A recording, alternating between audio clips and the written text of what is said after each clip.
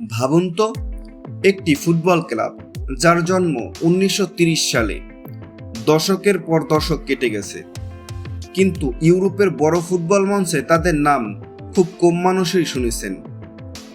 তারপর হঠাৎ একদিন সেই ক্লাব দাঁড়িয়ে গেল স্পেনের ফুটবল লিগের শীর্ষে, হারিয়ে দিল বড় বড় দলকে, বার্সেলোনার বিপক্ষে জিতল, আর মাত্র কয়েক বছরের মধ্যে পৌঁছে গেল ইউরোপের সবচেয়ে মর্যাদাপূর্ণ ক্লাব প্রতিযোগিতায়। ক্লাবটির নাম জিরোনা এফসি। কিন্তু কিভাবে একটি তুলনামূলক ছোট ক্লাব স্পেনের শক্তিশালী দলগুলোর সঙ্গে লড়াই করে ইউরোপের সবচেয়ে বড় মঞ্চে পৌঁছে গেল? আজকের গল্প শুধু একটি ফুটবল ক্লাবের গল্প নয়, এটা বিশ্বাস, ধৈর্য, সঠিক পরিকল্পনা আর অসম্ভবকে সম্ভব করার গল্প। জিরোনা এফসির গল্প শুরু হয় 23 জুলাই 1930 সালে। স্পেনের কাতালোনিয়া অঞ্চলের জিরোনা শহরকে কেন্দ্র করে গড়ে ওঠে ক্লাবটি। কিন্তু জিরোনার ইতিহাস শুরু থেকেই বড় সাফল্যের ভরা ছিল না, বরং দীর্ঘ সময় ধরে ক্লাবটিকে স্পেনের ফুটবলের নিচের স্তরগুলোতে লড়াই করতে হয়েছে। বড় শহর, বড় বাজেট, বড় তারকা, এসবের কোনোটাই জিরোনার পরিচয়ের প্রধান অংশ ছিল না। তাদের ছিল শুধু একটি জিনিস, একটি ফুটবল ক্লাব হিসেবে টিকে থাকার ইচ্ছা। আর সেই লড়াই চলতে থাকে বছরের পর বছর। জিরোনার সবচেয়ে গুরুত্বপূর্ণ পরিবর্তনগুলোর একটি আসে 2008 সালে। প্রায় 49 বছর পর ক্লাবটি আবার পেশাদার ফুটবলে ফিরে আসে। এরপর শুরু হয় নতুন একটি অধ্যায়। জিরোনা ধীরে ধীরে স্পেনের দ্বিতীয় বিভাগের ফুটবলে নিজেদের অবস্থান শক্ত করতে থাকে। কিন্তু সামনে তখনও বিশাল বাধা, কারণ স্পেনের শীর্ষ লিগে উঠতে হলে তাদের পেছনে ফেলতে হবে আরও অনেক অভিজ্ঞ ও শক্তিশালী ক্লাবকে। জিরোনা বারবার চেষ্টা করেছে, ব্যর্থ হয়েছে, আবার চেষ্টা করেছে, কিন্তু তারা থামেনি। অবশেষে আসে 2017 সাল। 4 জুন 2017, জিরোনার ইতিহাসের অন্যতম গুরুত্বপূর্ণ দিন। রিয়াল জারাগোজার বিপক্ষে গোলশূন্য ড্র করেই তারা নিশ্চিত করে দ্বিতীয় স্থান। আর এর মাধ্যমে প্রথমবারের মতো স্পেনের শীর্ষ বিভাগে উঠে যায় জিরোনা। ভাবুন তো, 87 বছর বয়সী একটি ক্লাব, যে ক্লাবের এতদিনের স্বপ্ন ছিল স্পেনের সেরা দলগুলোর সঙ্গে একই লিগে খেলা, অবশেষে সেই স্বপ্ন পূর্ণ হলো। জিরোনা প্রথমবারের মতো পৌঁছে গেল লা লিগায়। ঠিক একই বছর জিরোনার গল্পে আসে আরেকটি গুরুত্বপূর্ণ পরিবর্তন। 2017 সালের আগস্টে সিটি ফুটবল গ্রুপ এবং জিরোনা ফুটবল গ্রুপ ক্লাবটির মালিকানায় যুক্ত হয়।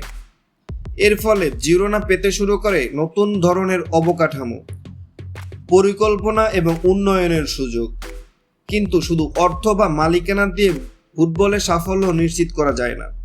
প্রয়োজন ছিল সঠিক খেলোয়াড়, সঠিক কোচ, সঠিক পরিকল্পনা আর সবচেয়ে গুরুত্বপূর্ণ একটি পরিষ্কার ফুটবল পরিচয়।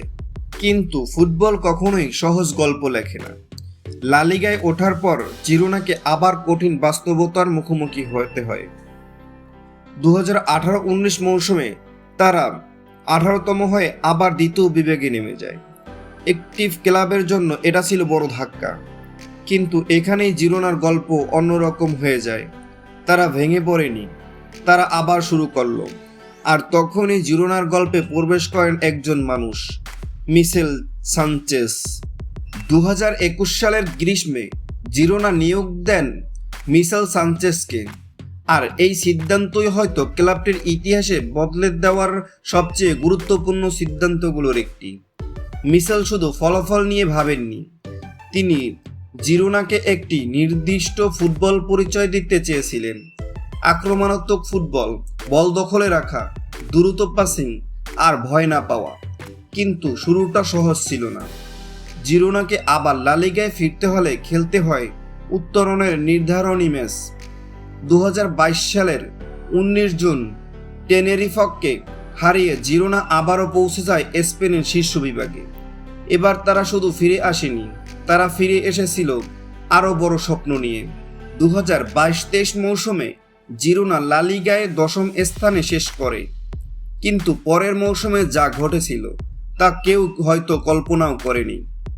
2023-24 মৌসুমে জিরোনা যেন একটি অন্য দল হয়ে উঠল। তারা বড় দলগুলোর সামনে ভয় না পেয়ে আক্রমণ করত। তাদের ফুটবল হয়ে উঠেছিল সাহসী আর ফলাফল। এক সময় লা লিগার শীর্ষে উঠে গেল জিরোনা। শুধু 1-2 ম্যাচের জন্য নয়, তারা পুরো মৌসুম জুড়ে শীর্ষ দলগুলোর সঙ্গে লড়াই করতে থাকে। 10 ডিসেম্বর 2023 একটি ম্যাচ জিরোনার গল্পকে পুরো ফুটবল বিশ্বের সামনে নিয়ে আসে। প্রতিপক্ষ বার্সেলোনা, আর ফলাফল বার্সেলোনা 2, জিরোনা 4। বার্সেলোনার বিপক্ষে জিরোনার সেই জয় ছিল ক্লাবটির ইতিহাসের অন্যতম স্মরণীয় মুহূর্ত। এই জয়ের পর জিরোনা লা লিগার শীর্ষে উঠে যায় এবং 16 ম্যাচে সংগ্রহ করে 41 পয়েন্ট। সেদিন ফুটবল বিশ্ব বুঝতে শুরু করলো জিরোনা কোনো দুর্ঘটনা নয়, এই দল সত্যিই বড় কিছু করার জন্য এসেছে। শেষ পর্যন্ত জিরোনার মৌসুম শেষ করে তৃতীয় স্থানে, 81 পয়েন্ট, 25টি জয়, 6টি ড্র, মাত্র 7টি হার এবং সবচেয়ে বড় কথা চ্যাম্পিয়ন্স লিগে খেলার যোগ্যতা। 93 বছরের ইতিহাসে এটাই ছিল জিরোনার সেরা মৌসুম। একটি দল যে কয়েক বছর আগেও লা লিগায় টিকে থাকার জন্য লড়াই করছিল, এবার তারা পৌঁছে গেল ইউরোপের সবচেয়ে বড় ক্লাব প্রতিযোগিতায়। এবার সামনে ইউরোপ চ্যাম্পিয়ন্স লিগ, যে প্রতিযোগিতা টেলিভিশনে দেখে বড় হয়েছে অসংখ্য জিরোনা সমর্থক। এবার সেই প্রতিযোগিতায় মাঠে নামবে তাদের নিজেদের দল।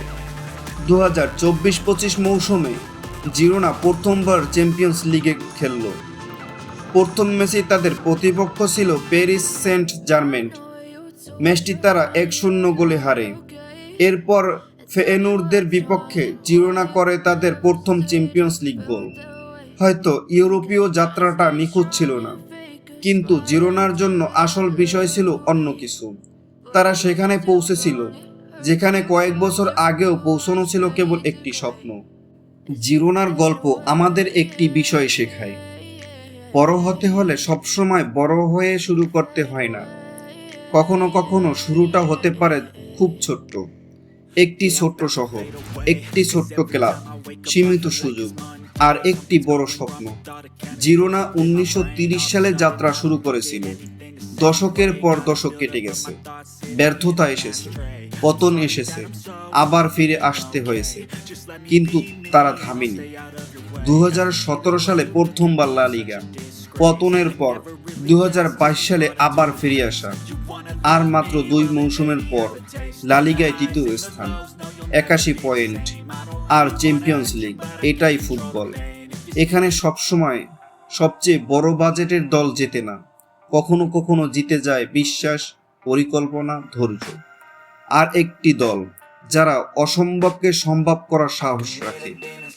আজ জিরোনা আর একটি ছোট্ট স্প্যানিশ ক্লাব নয়, তারা একটি উদাহরণ, যে উদাহরণ বলে স্বপ্ন ছোট্ট হলে সমস্যা নেই, কিন্তু স্বপ্ন দেখা কখনো বন্ধ করা যাবে না। এটাই জিরোনা এফসির গল্প, একটি ছোট্ট ক্লাব যারা একদিন ইউরোপের সবচেয়ে বড় মঞ্চে পৌঁছে গিয়েছিল, আর হয়তো তাদের গল্প এখনো শেষ হয়নি।